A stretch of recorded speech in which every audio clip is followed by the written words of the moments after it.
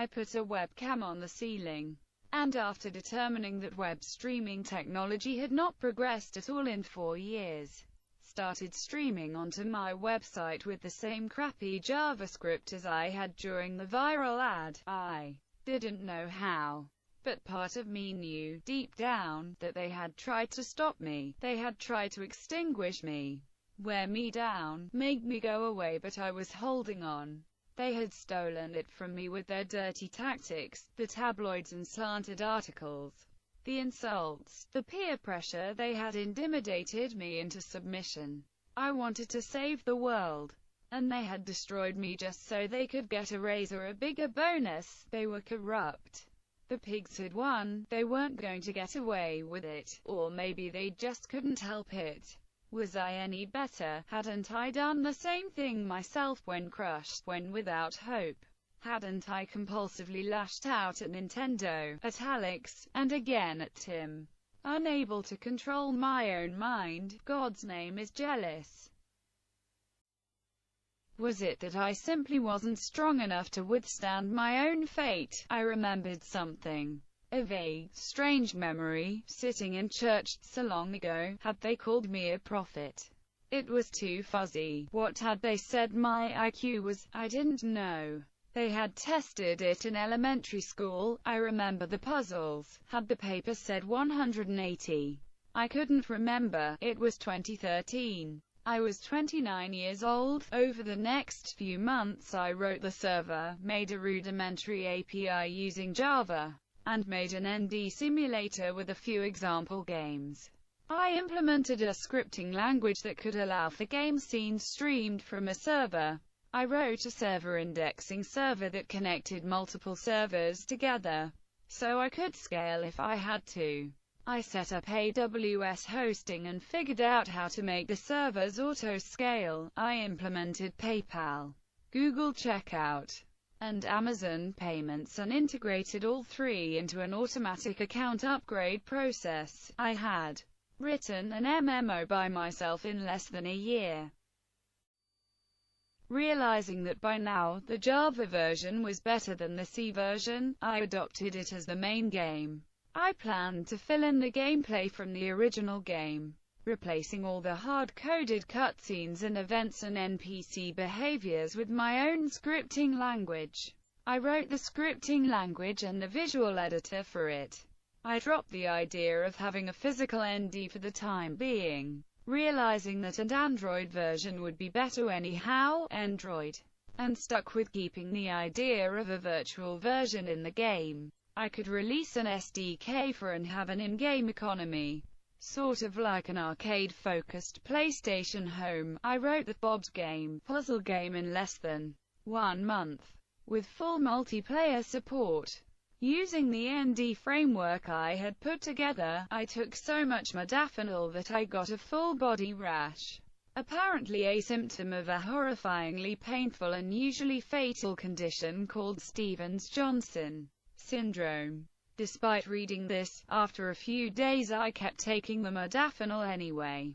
Since it was too late to get more Ritalin, I tied a noose and hung it over the door, just in case. I knew this was my last chance to make it. I didn't care if I lived or died. I was going to launch this game. I screamed along with the Fragile by 9 Inch Nails all day, going back to my high school roots. I decided it was the greatest album ever made, and it had been severely underrated because nobody could understand it. I yelled nonsense at the ceiling and cackled like a maniac. I started meditating in the middle of the floor, staring up at the webcam. It didn't matter if anyone was watching. What mattered is that what I was doing was real. I ate only a small bowl of vegetables each morning. Both Jesus and Buddha had done essentially the same thing. Jesus had meditated in the desert for 40 days, defeating the spirit of temptation. Buddha had sat under a tree for 40 days, freeing himself of all desire. I stayed completely celibate for 100 days, and then kept going, avoiding all temptation. It worked. I felt my power slowly returning, something I had felt before. The lights seemed brighter, I could see more, understand more. I began to see words and logos flickering, I didn't know why, but I could sense where they came from, somewhere deep within. The phone rang, I picked it up, nobody was there. I returned to meditation. Each day, I would reach a certain point, and something would interrupt it. I began to realize that the world was not what it seemed, that I had been tricked. How had I lost control? What exactly was that? I began to recall clues. It's mind control. Bob, did you know you were a slave? A flood of realizations that there were clues everywhere. Memories of things people had said, song lyrics that had seemed to make little sense. A jumble of movie scenes that I hadn't quite gotten the meaning of. I had been hypnotized by their media I consumed, by the society I lived in. I went to the store and realized everyone was a zombie, only half awake, mostly regurgitating the programming. My will had been broken. What did this mean? It was like a limiter had been placed on my mind, preventing me from being capable of understanding. I knew something was wrong, I just couldn't quite reach it. Waking up again and again in the morning with a fleeting realization, and then the thoughts slipping away. Chances are, if you're reading this, the same thing has happened to you and you just don't know it. I had been a slave and I didn't know it. I had given up and been crushed, like there was a weight on my heart, preventing me from standing back up. My consciousness had been suppressed, somehow lost in the shadows of my subconscious. Somehow, my subconscious knew what to do, and I had been crawling out of a hole this entire time. My heart had been screaming to break free, but there was a shadow drowning out the signal. I imagined myself as a beast in chains, struggling to break free. I recalled the scene with Morpheus in the Matrix. I realized it was a retelling of the Bible. I remembered that girl back in 2007, and paced around my apartment for days, trying to break free, trying to overcome it. I had never recovered from it. Then I remembered that cell phone my mom had given me. Why had she insisted? Why had she gotten so weird? I started getting weird. Making sense out of the darkness, I made eyes out of paper and put him on the wall. I didn't know why. I put more and more eyes. I put a triangle around the eye, the Trinity. The eye on the pyramid. It was on the dollar bill. I suddenly understood what it meant, what it stood for, what mind control really meant. The leader of the pack controls all the others, like extensions of himself. Your favorite brand, the logos you adorn yourself with. They are like a puppet string and people willingly wear it. They are actually inside your mind, controlling you through your subconscious. Believe it or not, you'll find out.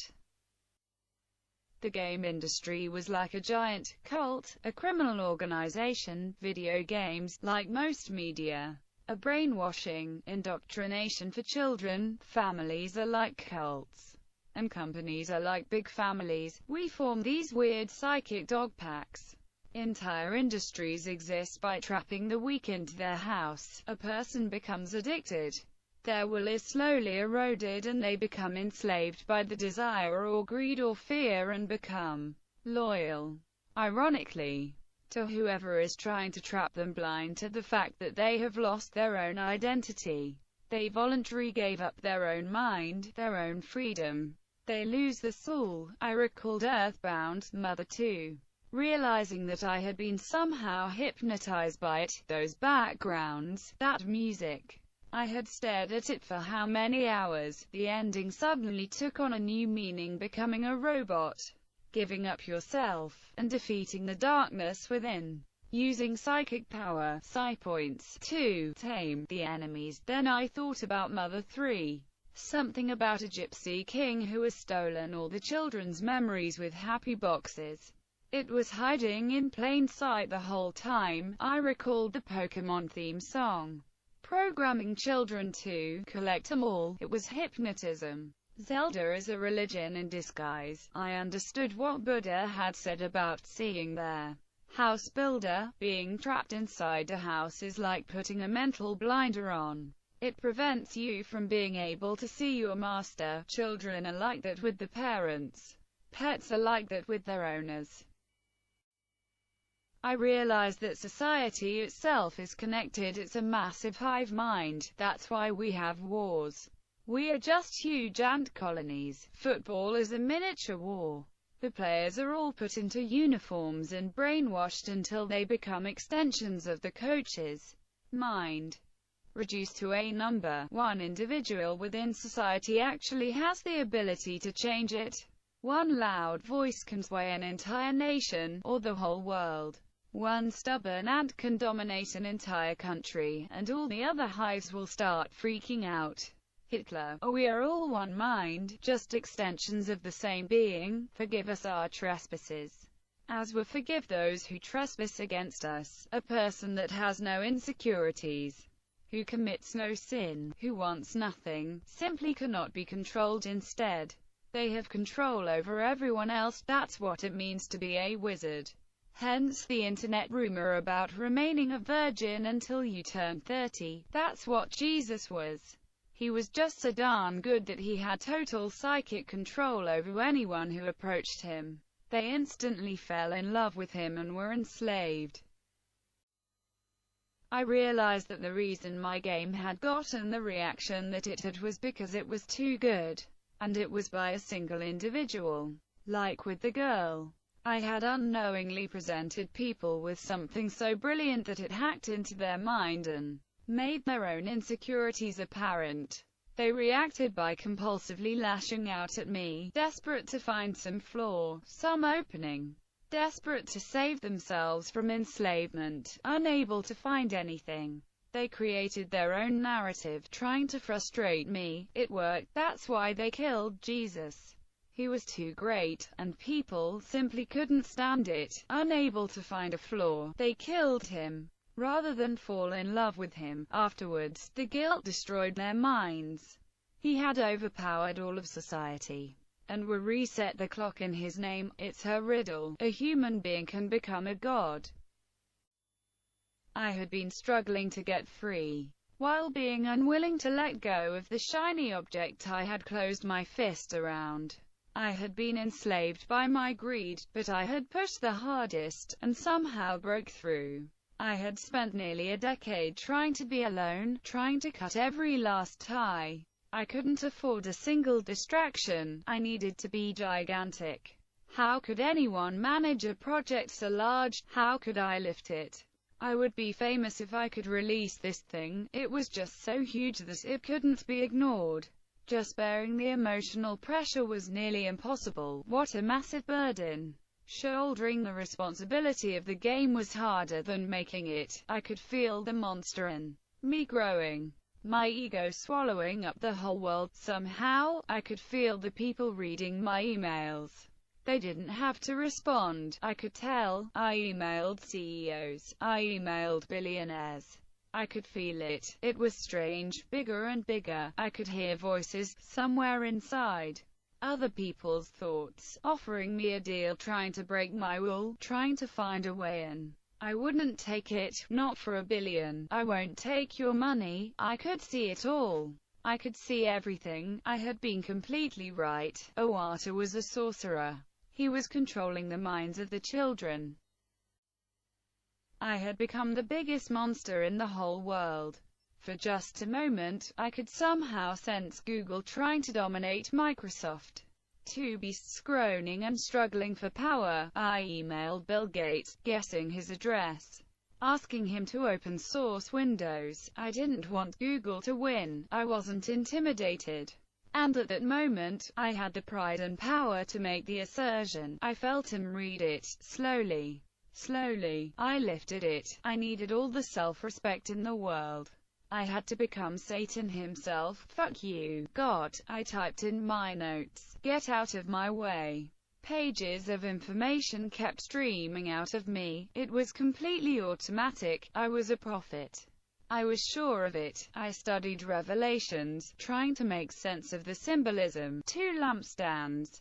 That was me. I became fascinated, obsessed for a few days, but found no further meaning. My mom emailed me a weird letter with an insulting question. She was threatened. I grit my teeth and wrote a brief and professional courtesy reply, answering her question. I could hear them talking, down through my subconscious. It wasn't insanity. It was completely real, just so faint, it would be drowned out by the noise of society. In isolation, it could be heard. I heard a thought, taunting me, "I've got your computer, Bob." They were going to blackmail me. The cult of the game industry. They had the strings into Tim. The world was not what it seemed. It can be bent, twisted.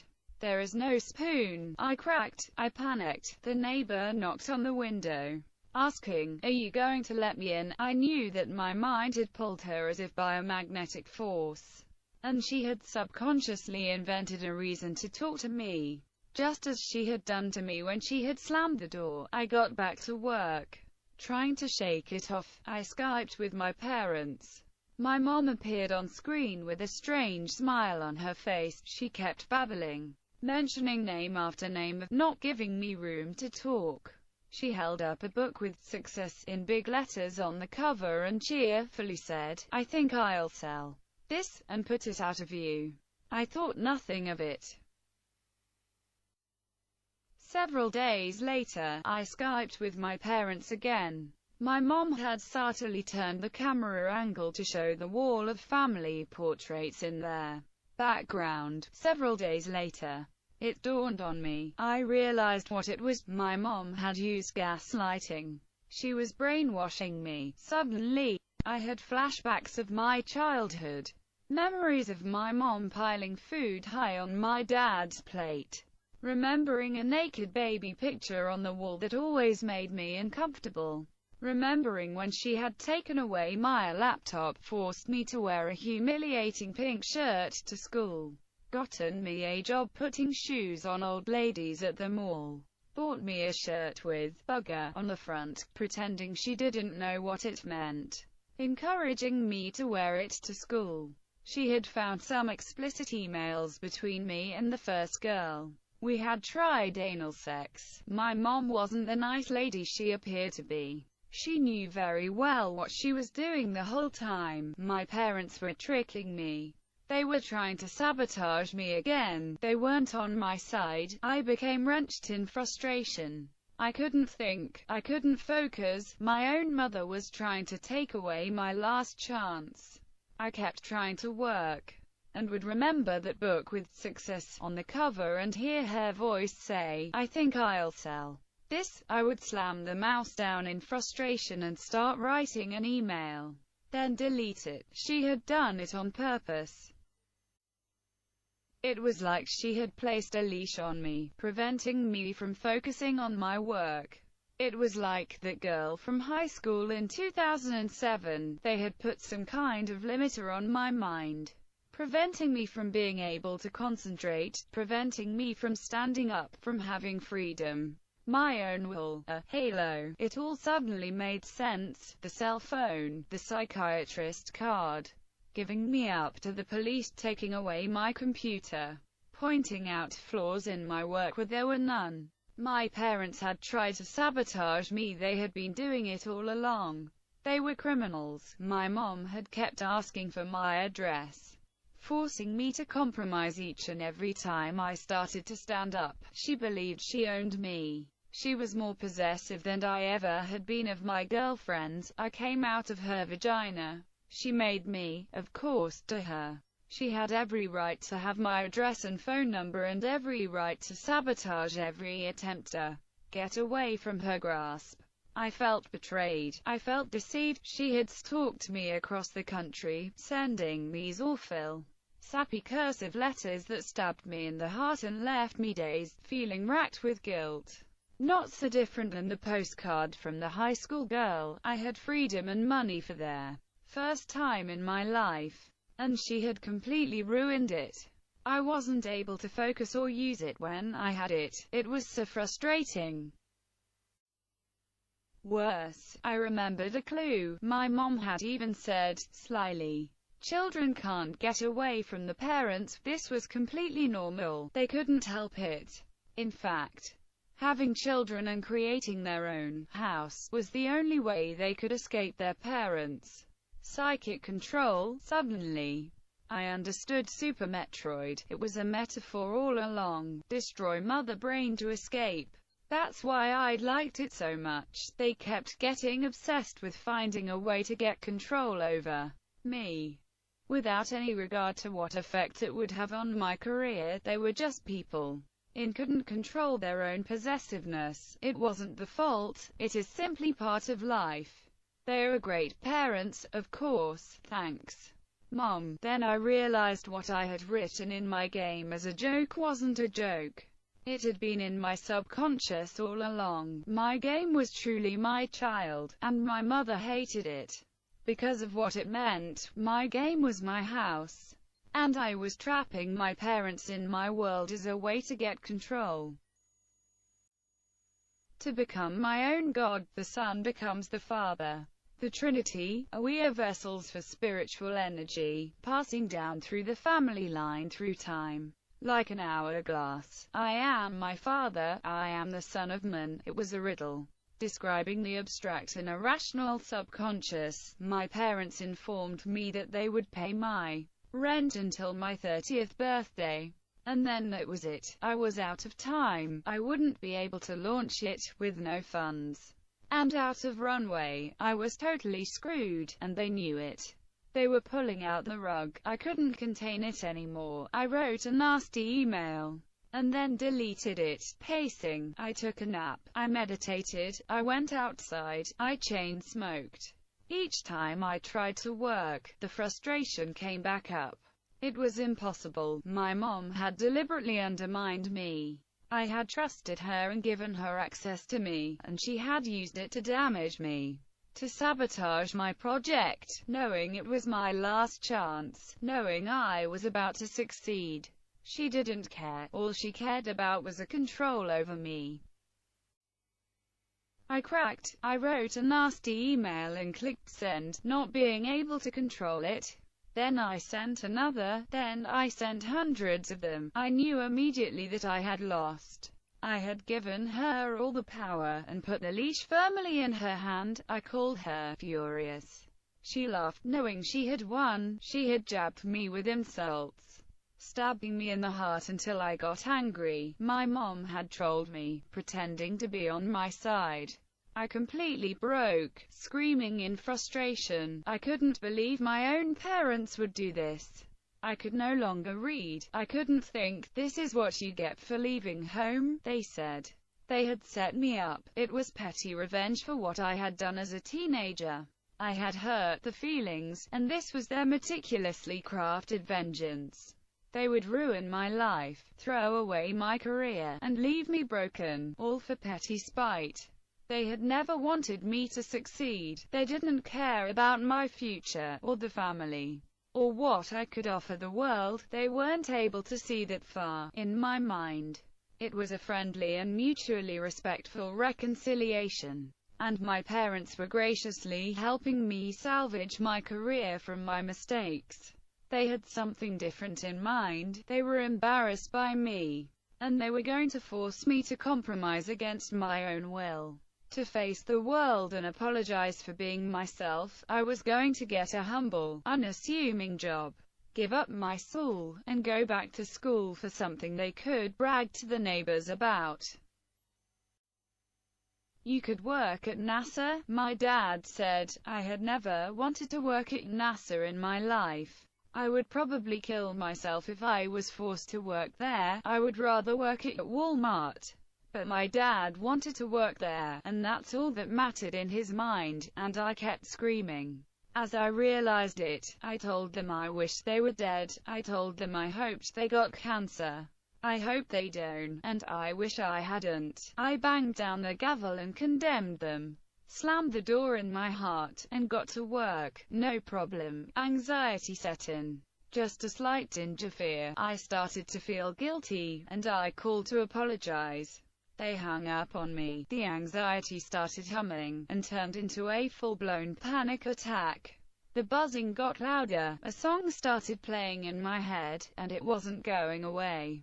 I walked from room to room, outside, and back, and it kept playing. I laid down and tried to rest. It only got worse. In my panic, a voice in my head started booming, louder and louder, until it was the voice of God. You should have honored your parents. It was my own thoughts, out of control and amplified to an extreme. Worse than the worst bad acid trip. I was going to hell. It was a real place. It was in my own mind.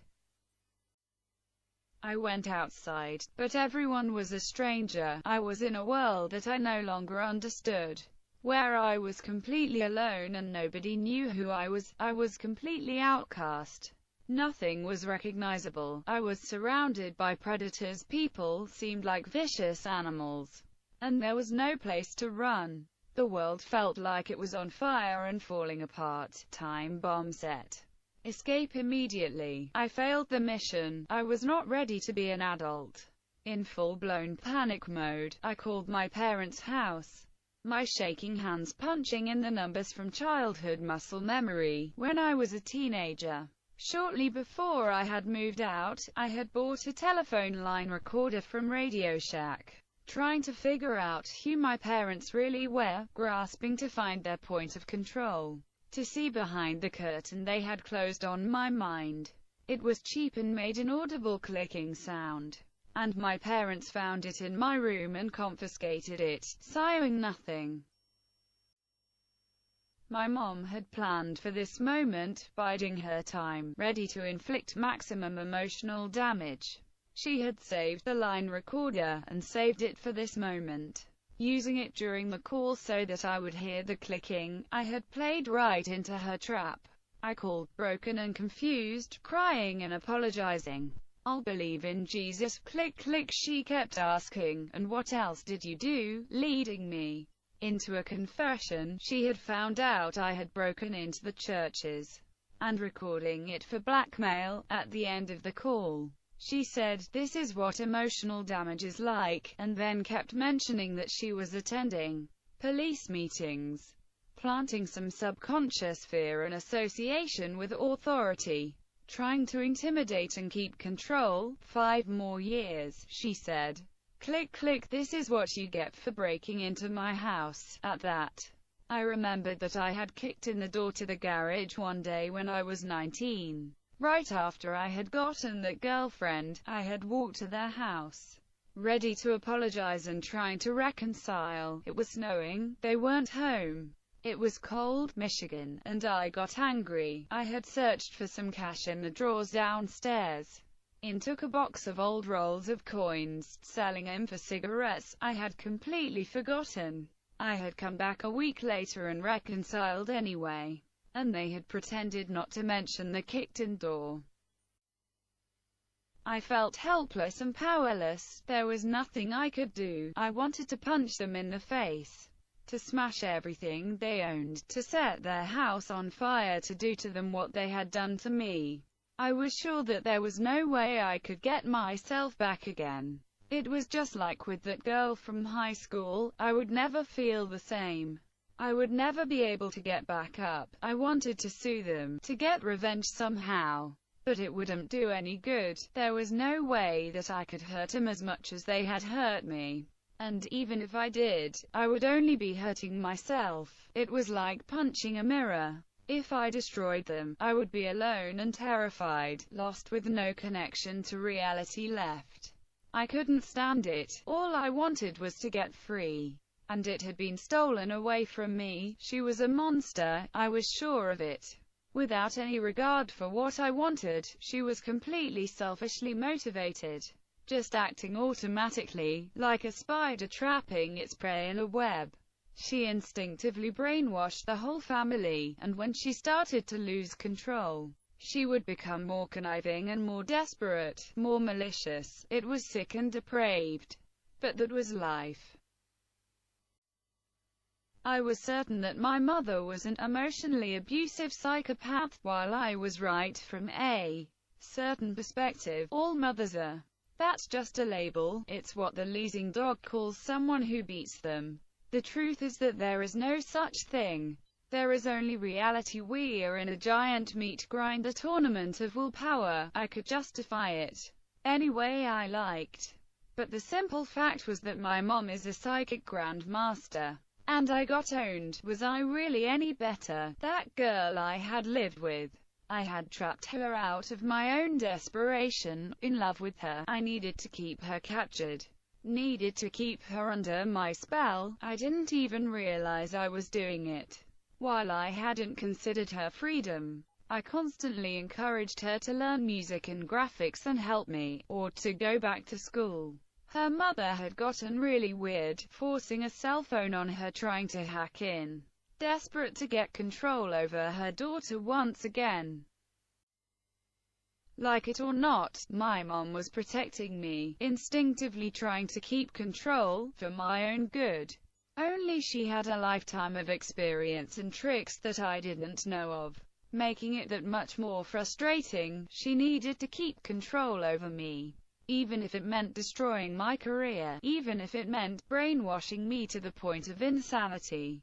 My game was my leverage to earn my freedom. And freedom is dangerous. She would not stop until my game was destroyed. The baby Metroid had come to suck out Mother Brain's psychic energy beam and give it to me, and she was pissed. She was saving me from myself, because she knew that I was capable of something far greater. If I had succeeded, I would have bought my Lamborghini and taken off to the Bahamas, never to be seen again, or just disappeared into a room for the rest of my life. My parents were keeping me from making the same mistakes they did. They had escaped from the parents. I recalled some strange memories from going over her father's house as a child. There was a lawn chair in the dark, damp corner of the unfinished basement. A spinning rainbow-colored piece of glass over a light bulb. Something used to make the garland on Christmas trees sparkle. To keep the children mesmerized. I realized that it was like the mind control chair in a few Star Trek episodes, though I wasn't sure if it was for her or for him. Her father sat there at the kitchen table, chain-smoking, calling her rotten, and asking her if she was still with that man. She had broken his heart in getting away and marrying my dad, and she had brought me there to show him, just as I showed her my game on the DS. "Your mother loves you," my dad had said, in that strange tone again. "She's your biggest fan." His mother had sat in a house, alone for a decade, with a picture of Jesus up on top of the TV, waiting for the Son of Man. This is what makes a man, apparently. The only way left, the only path to redemption, is to get stronger, to face the pain, to avoid all temptation, to be free of desire, to cause no harm, to have no fear. If I follow the rules, I can get out. It's not like I have a choice. I can't turn back now. All I can do is keep running forward, feeling my consciousness get bigger, feeling my heart grow with more power. I can choose to give up, get enslaved at some job, and respawn, or embrace the challenge and become like Jesus, or Buddha, or Muhammad, or Neo, etc. "I am the Son of Man," he had said with enough psychic energy to blow everyone's head off. I understood what he meant. The Father is God, the Son becomes the Father, connected by the Holy Spirit through time. The agents hack into your mind through an insecurity, until you really believe, and spawn demon background processes there to prevent you from becoming Neo. The body thetans have always been there, and you must cleanse them to return them to Venus in order to control the universe. Use the Force. Luke, it actually all sort of makes sense. Everyone over the age of 30 should seem completely insane to anyone under 30. If they don't, they are probably taking advantage of them by telling them what they want to hear. We are one being, a big ball of consciousness, one giant blob of connected psyche. A person without insecurities controls the mass, shepherds the flock, without any ways for anyone else to hack in. A person who commits no sins, who doesn't break the rules, Who doesn't want anything can become a god. It's like the manual for the game. The woman, tempted by the serpent, ate the fruit of knowledge first to become like God. Women tempt and tease, endowed with the power of beauty and greater willpower. They gain strong mind control and learn more techniques. I had no choice. My brain had been programmed and I couldn't escape. I had to read that book with success on the cover.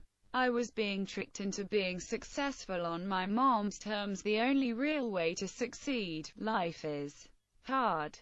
It is creepy and crawly and sticky and gross and uncomfortable and painful and beautiful. My parents are really awesome. I think my mom's a genius. She is a specialist in child development with a master's degree. There is a bookshelf full of heavy child psychology books and creepy children's books in my bedroom, in my parents' house. Each one designed to program the child's brain just right. Her dream was to be a mother. I am her product. I really love my mom and my dad. They weren't sabotaging me at all. Well, they were training me. If I can overcome this, I'll be the most powerful person in the world. Money isn't important. In fact, it is exactly the opposite. With little time left, I started working on my third demo. I wouldn't be able to release a MMORPG and get rich and escape. But I could teach the world something important. I could help create a generation of gods. Just like in Earthbound, I had to give up myself at the end, blinded by greed, pride, wrath. I couldn't see where I was headed. I believe that we're in a cold, hard world where money is all that matters, that life is a mad scramble to get rich, and everything else needs to be ruthlessly sacrificed. My mom was saving me from doom by scaring the shit out of me. By giving me a warning of what was to come. I saw the pattern. That people suffer an emotional shock that leaves them terrified and alone when the parents die. The eater of dreams, once that final string gets cut, they bond to the only social structure they can, their workplace. All of a sudden, corruption and office politics made that much more sense. People didn't just want job security. They needed it. In that regard, companies are more like evil power pyramids, sort of satanic cults, in that they entice children away from their homes with temptations in toys, who then ignore the families, entitled and smugly empowered with the paychecks. Once the family is gone, they are trapped with nowhere to go. Their literal soul eaten by the beast that enticed him. For instance, Apple is a totalitarian power pyramid run by a sorcerer that has a hiding in plain sight logo. Bitten Apple, which sells useful but extremely addictive gadgets to young people. Children aspire to work there, worship the leader, and submit to the organization. Proud to work for someone else instead of reaching their own potential. They fly across the country or even the world, abandoning their friends and family. Having been indoctrinated from childhood, their family dissolves and the parents die, leaving them emotionally dependent to the company. Unable to detach themselves from their new peer group, they become corrupted by this dependence and fear a loss of job security. Ending up totally enslaved. They don't know they are, but they don't care. Nor do they want to leave. They are comfortably corrupt and don't have the willpower to even realize it. This is what is considered a normal career. I had become a warlock. I deleted my angry, industrial music. I threw away my Razor mouse, hating the glowing snake logo, realizing it was stealing children's souls. I realized that game controllers were plastic handcuffs, subconsciously keeping children locked up as they lived their lives on a screen, sticking the pigs. They're greedy, Awata had said to me, Tim had said. At first, I only wanted to make a life with my girlfriend. I was already satisfied. Then I got an ego, became insecure, and I wanted to be a hero and impress others, to capture the respect I felt I had earned. Then, after she dumped me, I wanted revenge. I wanted a Lamborghini, and I wanted to get all the bitches, but that was before. Now the stakes were different. I only wanted to get free, blindly following the rules of capitalism. I had willed myself to power, but it was the kind of power that crushes others. Instead of earning their love and respect, I had simply conquered them, broken their hearts and left him behind. I hadn't meant to. I didn't even know I was doing it. I didn't know because I had never lost before. And only when I had with that girl back in 2007, I had dismissed it, because she had cheated. I thought that isolating myself by cutting all the ties, by keeping out of others' lives, I could selfishly keep my own life and do whatever I wanted without hurting anyone. Without being obligated, I couldn't cut the last string. I had been trying to succeed on a level that would crush my parents, and they responded by pulling the rug out on me. They couldn't help it. I had hacked into their minds, and they responded compulsively. Just like what that girl from high school had done to me. She had loved me, and I had tried to crush her, unknowingly. "You're like Hitler," my dad said.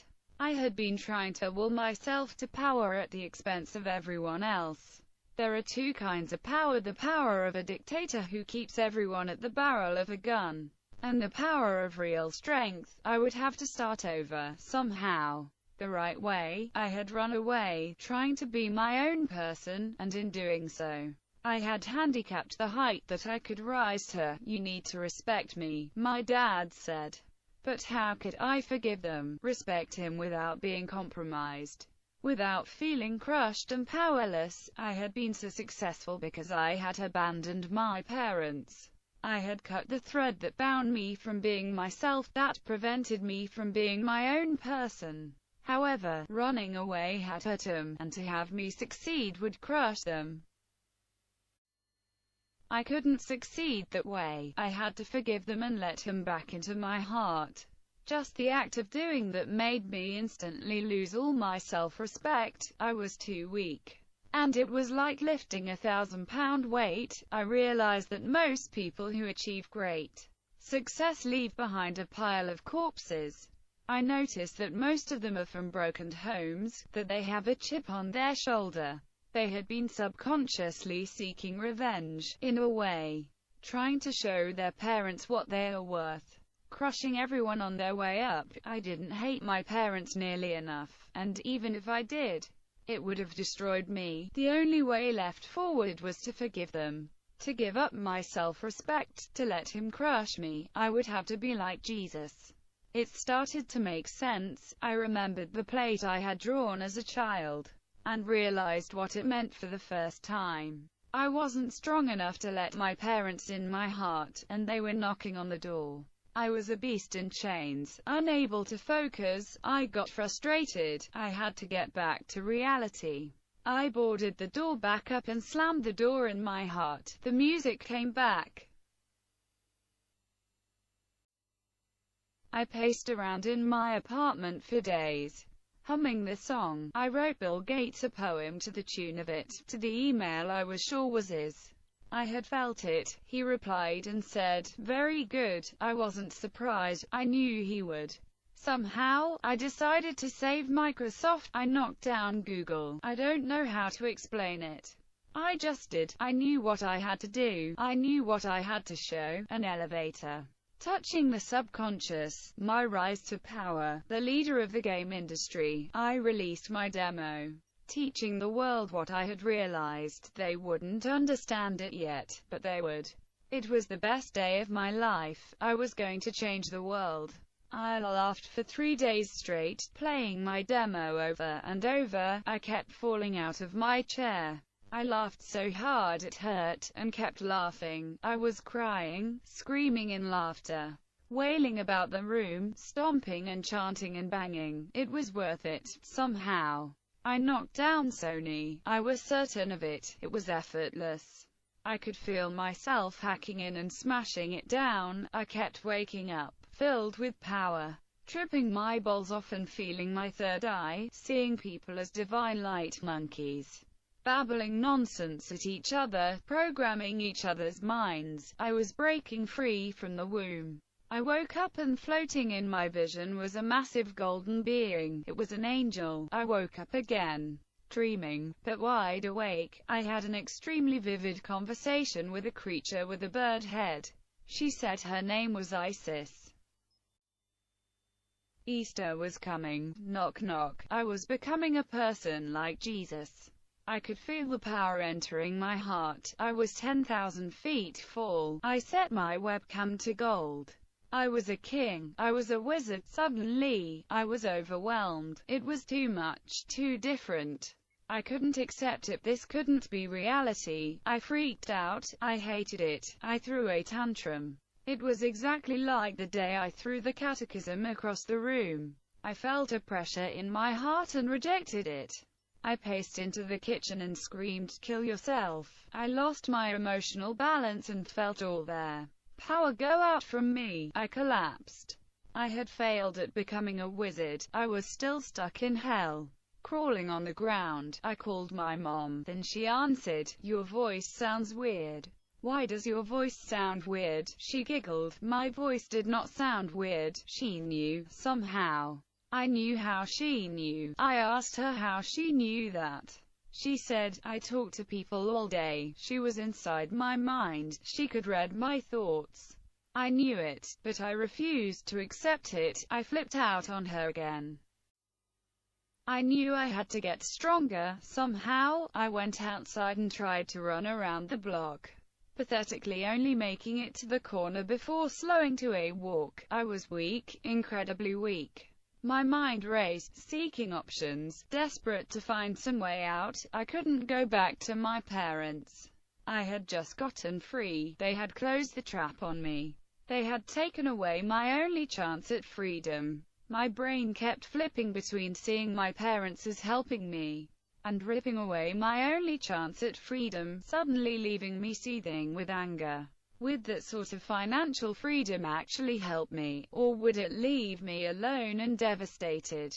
Even worse than working for a company, my core values were being torn down. 1 minute, I realized I had been tricked, convinced that money was all that mattered, and had invested myself completely in pursuing financial success, desperate to earn my freedom at any cost. Unwilling even at the cost of my life to spend the rest of my life as a wage slave. Society puts people between a rock and a hard place. They were stealing my freedom. They had betrayed me. They had tricked me. I had to get away. I couldn't go back. I couldn't give up. I had nowhere to go. Feeling trapped and stressed to an absolute breaking point, I kept panicking, trying to lash out at my parents, and then flipping back and apologizing, realizing they were helping me. I went out and bought a Bible and read it over the next few weeks. The secret of the heart. The secret of mind control, the realization that magic is real, and understanding at once that religion is ancient magic. We're magical beings. I studied Jesus carefully. He was certainly just a man, a genius of his time, who understood the rules instead of blindly following tradition. He spoke in riddles. He had been trying to tell us that we were all the sons of God, the Son of Man, the Trinity, meaning the power of the Holy Spirit through time. The Son becomes the Father. My father was God in my mind. The Church worships the pattern of life. God is the Father. The Son aspires to defeat God. The Mother loves the Son. The world crucifies the Son, making him into God. It is the pattern of uncontrollable human instinct. The Son of Man must give up the self, resist all temptation and be crucified to become God, to become free. The homeless are often the crucified Son of Man, on the path to becoming God. The Church feeds the homeless. Thou shalt not covet. How much is that iPhone going to be worth when your parents are dying and you are alone terrified in a nightmare of a world? You are surrounded by evil things that are trying to steal your time and distract you from the only things that matter. The world is full of insecure, greedy people, infected with demons, compelled by their emotions, who are trying to make you insecure and greedy. The worst part is, they can't help it. It is like a disease in their mind that tries to spread to others. It is like a demon process that infects other hosts. People who use negging are compelled to try and control someone who threatens them. They can't help it. You see it all over the TV. Insecure people who have been hacked into by the president or some celebrity and are compulsively bickering to find a way to control him, to tear him down. God's name is jealous. They stab you in the heart and try to drown out your light, to get you to close your heart, to make you bitter. If your light doesn't shine, you lose your magic power, then you are infected with their disease too. But people that hurt others are only hurting themselves. Once they give in to that insecurity, they prevent themselves from being able to rise. People on television are giving people justification, late-night talk show hosts, tabloids. Entire industries exist on spreading gossip, telling cruel jokes, and leveraging peer pressure, keeping their audience held down by keeping him petty and immoral. I had been insecure myself, thinking only of myself, in a mad dash to beat everyone else, to accomplish the most, to earn all the respect and give none back. Criminals try to make more criminals. They compulsively see your innocence and will try to give you porn, alcohol, cigarettes, drugs, etc. They don't even realize they are doing it. It is totally subconscious. They just see your innocence and will try to corrupt you, and then get offended if you don't let him. They will use peer pressure, bullying, anything they can to force you. If they can physically force you, they will. They don't mean to. They have a demon in them which is controlling the brain. Their willpower has been eroded by other criminals usually, and replaced with a dependency of some kind. When the brain is exposed to innocence, beauty, potential, etc., they lose all the confidence and the thought patterns spiral out of control into ways to take down the threat. If they cannot eradicate the threat, they will lose their soul and their identity and go into a crushing despair. Their brain will search for any weakness it can find, because the brain must justify itself. If they can dig up a way to hurt you in some way, frustrate you, or tempt you, they will. If you used to smoke, expect them to offer you cigarettes, or coincidentally leave some laying out, or argue with you about how it isn't as bad as it seems. If you used to be an alcoholic, expect him to leave a beer sitting on your table. It is not the fault. It is your responsibility to resist. As frustrating and backwards as it seems, children start off as wild psychopaths by nature, and without supervision will form gangs, or tribes. They want to hurt others, destroy everything, rape everything. Children are like pigs, selfish and naive in their innocence, greedily shoving everything they can into their mouths, like I had, sucking in all the porn and gore I could find, not knowing any better, not realizing it was sucking away my willpower, extinguishing my light, stealing my soul. Most people never overcome this. They give up, because it requires too much willpower to tame and control oneself. It is much easier to control and manipulate others instead, to stick the pigs, to buy them, trick them, or tempt them. They are too weak to overcome their own hatred. They drink away their guilt and fear, and aspire to hurt the innocent, because they are greedy by nature. Most people are child humans, criminals, insecure, unable to find the will to overcome the things that keep them bound and keep them small, that steal their power. However, a person that does manage to tame themselves acquires psychic power over the rest of the world. These are the people who run everything. True adult humans are very powerful magical creatures. It is rare to see one. Usually they are only found on the television or movie screen. These people are able to draw crowds and fill stadiums. The King James Bible calls it the Matrix. Other editions call it the womb, which doesn't sound nearly as cool but is a more accurate name. A long time ago, Some wizards documented how to break out of it and gain magical powers. That's what religion is. It is magic. Jesus was a wizard so powerful that he reset reality. He reset the timer.